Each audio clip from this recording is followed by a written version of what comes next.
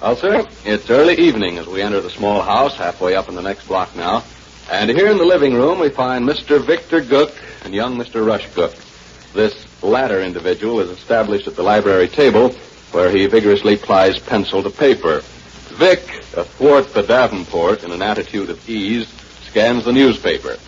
He puts it aside now, regards his son a moment, and remarks, You're most industrious this evening, Smokescreen. Yeah.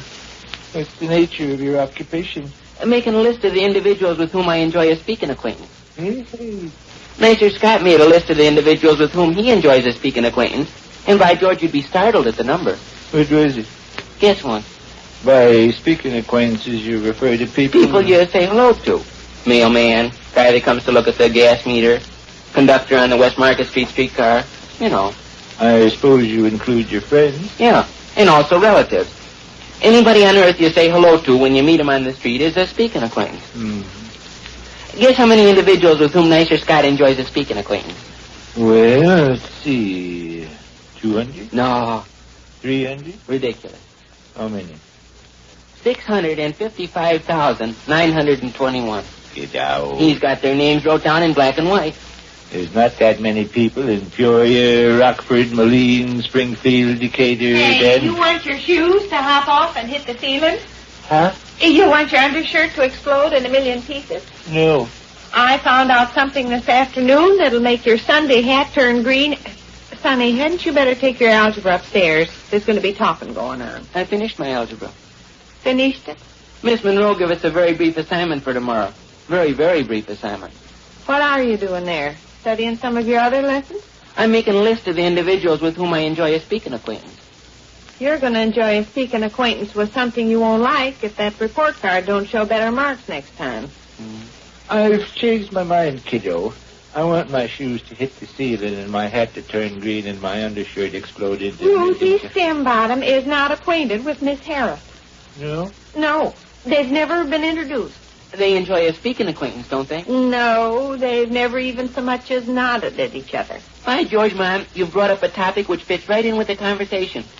Governor and myself were speaking about individuals... You could have run over my big toe with a coal wagon. I was so astonished. Here's how I found out about it. Ruthie and I were downtown today and talking along about this and that on the way home. She says, Say, how's Miss Harris's cold? I says, golly, I meant to run over and inquire, and it slipped my mind altogether. Ruthie says, I happened to think about her having such a bad cold when I was polishing furniture this morning, and it kind of halfway worried me with so many sick with flu. She's such a jolly, active woman, I hate to see her not feeling good. Understand now, it was Ruthie made that speech. I says, well, if it bothered you, why didn't you telephone? She says, how could I? I'm not acquainted with Miss Harris. Darndest thing you ever heard of? Darndest thing you ever heard of? I says, what you mean you're not acquainted with Miss Harris, Ruthie? She says, why, I mean just that. We've never been introduced. Darndest thing you ever heard of? You could have chopped off my nose with a pound of butter. By George, these pile up. Your list of speaking acquaintances? Yeah. Look here. 2 pages chock full of names. How many did you say were on Nicer's list? 655,921. Nicer Scott knows that many people? He knows them well enough to say hello to. Oh. He's got it all wrote down in black and white. Rush, old buggy whip, think a minute. The figure you just quoted so glibly is more than 20 times larger than the figure representing the population of this whole city. The individuals with whom Nicer enjoys a speaking acquaintance ain't restricted to just this city. Does he know everybody in Minneapolis and St. Paul? I believe their combined populations amount to about 600,000. By George, he's got an uncle in St. Paul. With whom he enjoys a speaking acquaintance, I presume? Sure. And he's got relatives in Mena, Arkansas, Cleveland, Ohio, Somerset, Kentucky, and Sheridan, Indiana. No joking, they really count up. But just look at how many I've gotten. Only been writing down names about 15 minutes. Ain't that the darndest thing, though? About Ruthie and my Harris? Yes. Oh, you could have took a dish mouth and elected me king of Peoria. How long have we lived in this house? 7 years. Closer to 8. Lived in this house 8 years, and I met Miss Harris the very first day and seen her every day since. I met Ruthie as soon as I moved here from Dixon, too. Makes 8 years I've known her. And she's been here millions and millions and millions of times. And Miss Harris has been here millions and millions of times. And they've never met each other. Okay, Gus. Okay, what? I've completed the first 100 names of individuals with whom I enjoy a speaking acquaintance. You're going to be angry with me, Rush, but I might as well say it and not be an old hypocrite. I don't care about your first 100 speaking acquaintances. Listen, Mr. Victor Gook, Mrs. Victor Gook, Mr. Fletcher Rush, Mr. Rush Gook, Mr. Smelly Clark. You enjoy a speaking acquaintance with yourself? I might as well include myself. As far as that goes, there's no reason why I couldn't be a speaking acquaintance of myself. Oh, there, Rush. Go yourself. How you feeling? Feeling great. How you feeling? Never better. By George, What Rush. on earth's this now? A man talking to himself. You'd have thought they'd bumped into each other places. Ruthie and my Harris? Yeah, you would. The more I think of it, the more you could put my leg in the tea kettle. Why didn't somebody introduce him at your thimble club? Miss Harris is not a member of the Thimble Club. Church? Miss Harris goes to Park Inn. He's there on Allen Street. By George, I just thought of a whole slew of speaking acquaintances. The kids I went through the different grades with at Edward School. Let's see, Paul Keeper, Robert Murray, Everett Baldwin, Forrest Hillman, Ralph Trott, Joe Rosenberg, Harry Steffen, Laura Getsky, Geraldine Bass, Will That Morning. goes down. Huh? Your recital is slightly wearisome. I'll say. No, but ain't it surprising how many speaking acquaintances an individual enjoys? Yeah. By George, I bet if I keep on thinking them up, pretty soon I'll have as long a list as Nicers. What if you walked down the street and bumped into all your speaking acquaintances at once? Hello, Paul. Hello, Robert. Hello, Everett. Hello, Forrest. Hello, Ralph. Hello, Joe. Hello, Harry. Hello, Laura. Hello, Geraldine. Hello, Wilmore. Hello, Fred. Hello, Margaret. Oh, Rush, for mercy's sake. I am demonstrating what happened if you walk down the street. Well, give us the rest.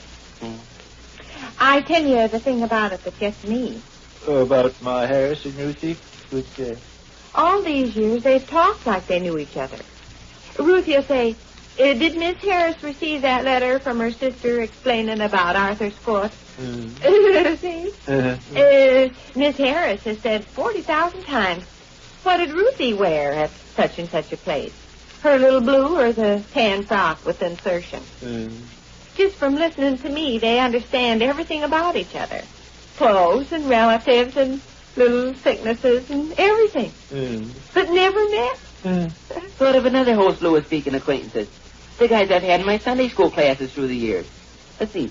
Fred Ray, Merlin Beeson, Russell Herman, Ed Bennett, Sam Bavister, William Cleveland, Charles Marcus, John Boyland, Clement Costigan, Jack Sweeney, That's enough. By George, if I go on at this rate, I'll beat Nicer's list. I asked Ruthie. I said, surely, Ruthie, you bumped into each other lots of times. Downtown, grocery store, in at the Hamiltons and around. She says, yes, we have, many times. I said, well, for goodness sakes, why didn't you speak? She says, well, I thought of it, but something always kind of held me back. Guess I was afraid I'd make myself look pushy. And I'll just bet you $9 that's the way Miss Harris felt. Afraid if she spoke, Ruthie might get the notion she was pushy. Darndest thing you ever heard, huh? Why, gracious sakes alive. 76988, please. What's all this now? Getting in scratch. Nicer Scott. Why, gracious sakes alive, if it'd been me, I'd have walked up to Miss Harris and said, Miss Harris, I'm Ruthie Stembottom, and you know I'm Oh, Ruthie there, Stembottom. fella. Oh, my. Oh, just sitting around. Yeah. Say, I'm making a list of speaking acquaintances. I haven't counted them, but there's plenty. Pretty soon I expect to have you beat. Oh, is that so? How many added on? What's your grand total? Go on. I guess this is enough of this conversation. Go on. How many? Huh? How many speaking acquaintances is Nicer got?